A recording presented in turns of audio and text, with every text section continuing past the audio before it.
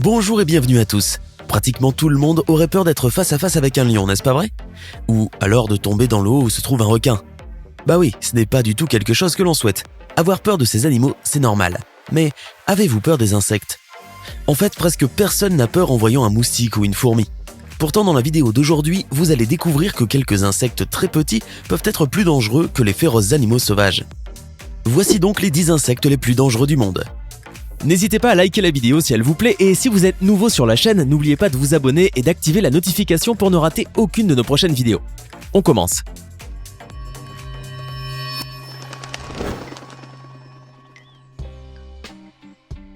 Vous le savez, le monde animal est vaste et comporte une grande variété d'espèces. Des animaux grands et forts, mais aussi des animaux petits et dangereux. Alors sans perdre de temps, nous allons commencer avec la mouche tsetse, qui est l'insecte ayant la piqûre la plus mortelle de toutes. Cette mouche est originaire d'Afrique et, comme d'autres insectes, elle se nourrit de sang. Quand elle pique, ces mouches injectent une toxine très puissante qui a le pouvoir de plonger les victimes dans un sommeil profond. Si vous vous faites piquer par cette mouche, vous allez vous sentir subitement très faible et somnolent, et quelques jours plus tard, présenter une très forte fièvre, de la fatigue, des tremblements, de fortes douleurs et des convulsions jusqu'au moment où vous vous endormirez pour ne plus vous réveiller. Cette maladie transmise par la mouche tsetse est également connue sous le nom de maladie du sommeil. Uniquement en Afrique, cette maladie tue chaque année plus de 500 000 personnes. Cette mouche mortelle est très petite. Elle mesure environ 1,3 cm et c'est justement sa petite taille par rapport à sa puissante toxine qui la rend l'un des insectes les plus dangereux du monde. La tique étoile. On parle très peu de cette tique, mais on sait qu'elle est mortelle et il faut impérativement l'éviter. Ces espèces d'insectes vivent généralement dans des régions rurales où il y a du bétail, des chevaux et d'autres animaux du même type. C'est pour cela que cet insecte porte l'autre nom de tique du cheval. La piqûre de cette tique peut transmettre une maladie connue comme fièvre boutonneuse. Une infection si virulente qu'elle préoccupe les personnes et les autorités. Au début, cette maladie provoque une très forte fièvre, tellement forte que la victime peut finir par en décéder. Tous les ans, par exemple au Brésil, des centaines de personnes meurent à cause de cette tique. Dans tous les cas, quand la personne est infectée, elle n'arrive pas à guérir. Il y a déjà eu des villes où 100% des patients qui ont été piqués sont décédés. Bien sûr, il y a un antidote, mais il faut que la personne le prenne immédiatement. La mouche Dermatobia hominis est une mouche qui porte une larve qui se loge dans le corps de la victime. Ce parasite se loge dans la peau des mammifères, mais aussi dans celle des êtres humains. Quand il est injecté, ce parasite grandit et se nourrit de la chair de la victime. Ces larves qui se logent dans les êtres humains sont aussi connues sous le nom de Burns. Et le processus pour retirer ce ver est très douloureux et dégoûtant. Quand cette mouche injecte ses œufs et qu'ils grandissent, cela provoque une infection s'appelant myase et qui laisse le corps de la personne plein de bestioles. Le saviez-vous? Vous avez déjà dû voir quelques images de cela sur internet. Si cela n'est pas soigné, le sujet infecté peut décéder ou au minimum la partie de son corps qui a été piquée restera complètement pourrie. Il existe 2 types de myase. Celui qui attaque la peau et celui qui s'en prend au nez. Ce dernier cas arrive surtout à ceux qui souffrent de rhinite et chez qui la bestiole réussit à s'installer à l'intérieur du nez. Malgré le fait que cette bête ressemble à une petite chenille mignonne avec des poils, ne vous y fiez pas et surtout ne la touchez pas. Ce sont justement ces petits poils qui rendent cet insecte très toxique.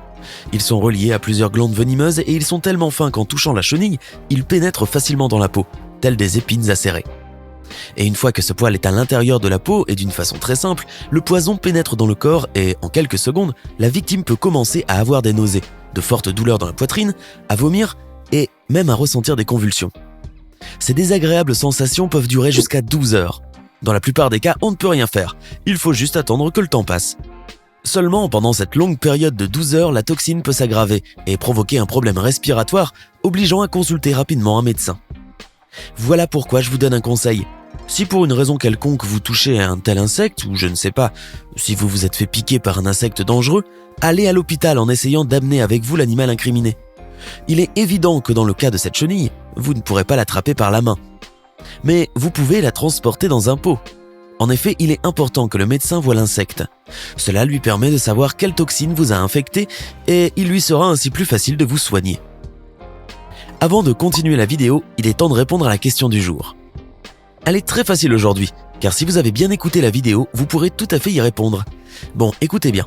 Qu'arrive-t-il aux personnes qui sont piquées par la mouche tsetse? Est-ce option A, ils s'endorment? Option B, ils se grattent? Ou encore option C, ils s'évanouissent? Réfléchissez bien et écrivez la bonne réponse dans les commentaires. Réponse tout à l'heure en fin de vidéo. L'araignée veuve noire peut être trouvée partout dans le monde, sauf en Antarctique. Elle porte ce nom car les femelles ont l'habitude de tuer et dévorer le mâle après l'accouplement, devenant ainsi une veuve. Ces araignées ont l'habitude de se cacher à l'intérieur de vieux pneus, de canettes vides et même dans les chaussures. Elles sont super venimeuses mais ne sont pas agressives. Elles ne piquent que quand elles se sentent menacées. Par contre, quand elles piquent, la victime souffre atrocement tellement le poison est puissant. Au moment de la piqûre, la douleur est très légère, ressemblant à une piqûre de moustique. C'est après que le problème surgit lorsque le poison commence à se disperser dans le corps. En 15 minutes, il commence à affecter le système nerveux et provoque de fortes douleurs, des crampes et des spasmes. Au fur et à mesure que le poison s'éparpille, les heures suivantes sont encore pires. La victime peut même se retrouver en partie paralysée, le rythme cardiaque diminue, la douleur augmente et beaucoup disent même avoir des hallucinations. Et si la victime est enceinte, il est fort probable qu'elle commencera aussitôt le travail d'accouchement. Comment cela ? Le poison peut forcer un bébé à sortir ? Oui, tellement il est puissant. Toutefois, s'il est injecté à des adultes sains, la victime n'en mourra pas mais souffrira beaucoup, ce qui n'est pas le cas des enfants pour qui ce poison est mortel.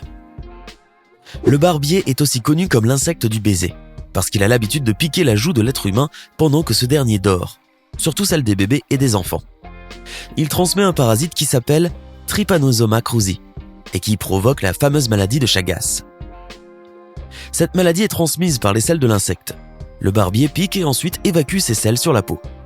Comme la personne est en train de dormir, elle a le réflexe de se gratter, faisant par là même pénétrer les selles à l'intérieur de la piqûre. C'est exactement à ce moment-là que le parasite entre en action et s'installe dans le corps. La maladie de Chagas est très dangereuse car elle provoque un gonflement dans le foie et engendre une forte fièvre. Seulement cette première fièvre est soignée en quelques jours et la personne ne se rend pas compte qu'elle est infectée, alors que le parasite est déjà bien installé dans l'organisme. Voilà pourquoi il est fréquent que la victime découvre qu'elle est infectée seulement quelques années plus tard, quand la maladie est déjà à un stade avancé et grave. En effet, quand la maladie gagne, elle atteint le cœur, l'intestin et l'œsophage, en y causant des œdèmes. Non détectée suffisamment tôt, et dans de nombreux cas, elle peut même finir par devenir mortelle. On estime que sur le continent américain, là où elle est le plus répandue, environ 20 millions de personnes ont la maladie de Chagas, et qu'environ 14 000 en meurent par an. Nous avons laissé le moustique pour la fin parce qu'il est vraiment l'insecte le plus dangereux de tous.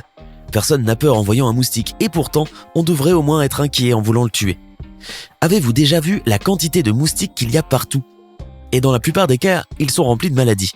Et c'est exactement pour cette raison qu'ils sont considérés comme les insectes les plus dangereux du monde. Ils provoquent environ 1 million de morts tous les ans car il existe plusieurs espèces de moustiques et chacune transmet une maladie.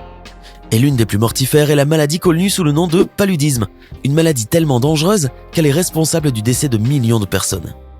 Et celle-ci est la plus connue et célèbre d'entre toutes. Pour en revenir au paludisme, pour que vous puissiez avoir une notion, l'Organisation mondiale de la santé estime que toutes les 30 secondes, un enfant meurt à cause de cette maladie. Tous les ans, ce sont plus de 500 millions de cas de personnes qui sont référencées comme étant victimes. Mais comme nous l'avons déjà dit, il n'y a pas que cette maladie. Malheureusement, il y en a d'autres, telles que la dengue, la fièvre jaune, l'encéphalite, la fièvre du Nil occidental, etc. Voilà pourquoi le moustique, à qui nous n'accordons aucune importance, doit être pris au sérieux. Ici, même à la maison, un moustique quel qu'il soit vole et nous met en danger. Nous sommes en permanence en train de tenter de nous en débarrasser en pulvérisant du bégon, avec une tapette, ou encore grâce à la lumière bleue. C'est vrai, nous devons toujours tenter de nous en débarrasser, car notre vie est précieuse et nous ne voulons pas qu'un insecte nous l'enlève. C'était les 10 insectes les plus dangereux du monde. Faites-nous part de votre sentiment en commentaire. Sinon, quand on est piqué par une mouche tsetse, on s'endort en général. La bonne réponse était donc la réponse A. J'espère que vous avez été nombreux à trouver la bonne réponse. Hey, c'est tout pour aujourd'hui. Si vous avez aimé la vidéo, n'oubliez pas de la liker et de la partager avec vos amis. Et si vous êtes nouveau sur la chaîne, n'oubliez pas de vous abonner et d'activer la notification. Bye bye!